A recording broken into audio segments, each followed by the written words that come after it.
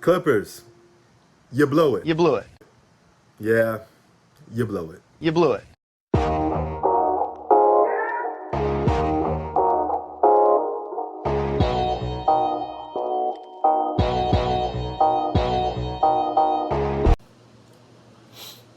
What's up, guys? Prince Sports.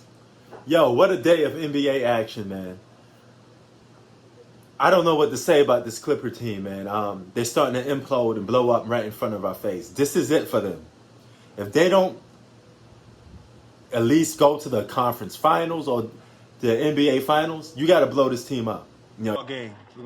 It's the Clippers. The Clippers. They clipping. And, you got to get rid of them. It's done. That's it. This is over with. The experiment was a failure.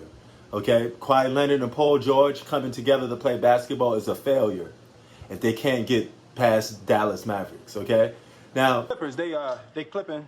And, the funny part about this is Kawhi Leonard played as good as any basketball player could play. A guy scoring 41 points, you can't say he played bad. There's no buts, ifs about a guy scoring 41, playing his heart out, that he's playing a bad game. The problem with the Clippers was bad coaching, not letting your best players on the floor too much, and Oh, shut up, nigga.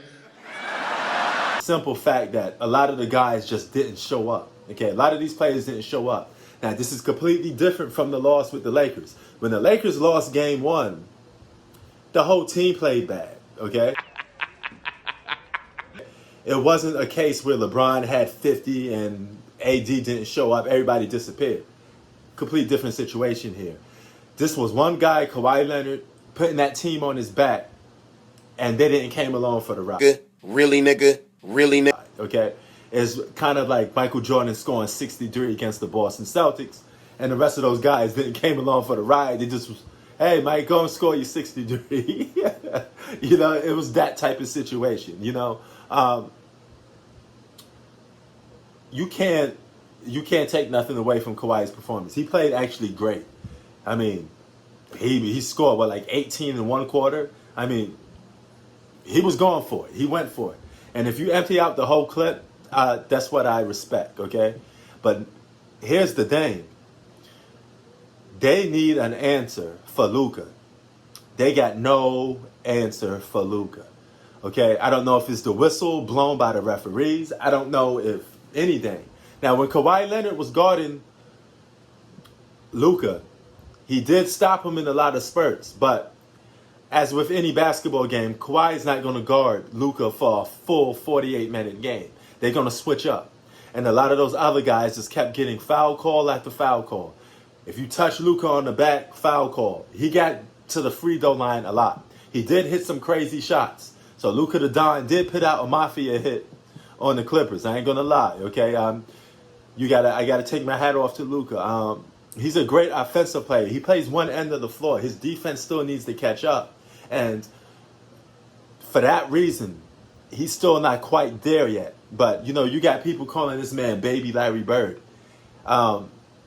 He got a lot way to go to catch up to that, but he's gonna have a great career. He's gonna have a great future in the NBA.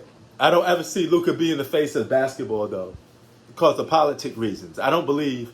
I don't want to say this, and you know, and people think it goes the other way. I don't think a person that comes from the country that Luka comes from, or his background, or his race, okay, skin color, is going to be accepted as being the face of the NBA. Okay, NBA has been marketed so long with people of color, 80% black.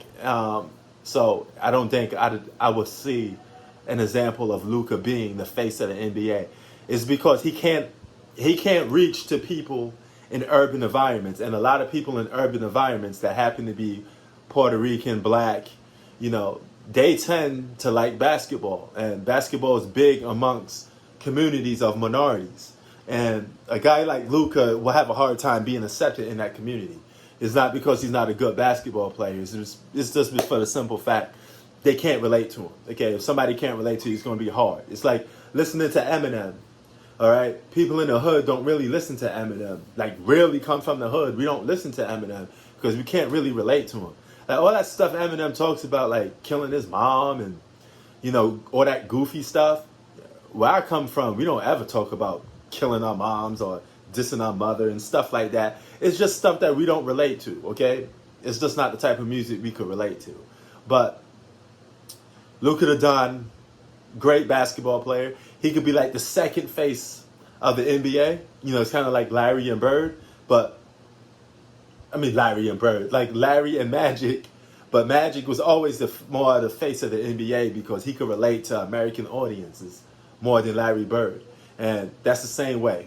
So whoever's going to be the face of the NBA, I don't think it's going to be Luka, but Dallas Mavericks is in good position. I still think they need to trade Porzingis though, because moving forward, they will have to trade him.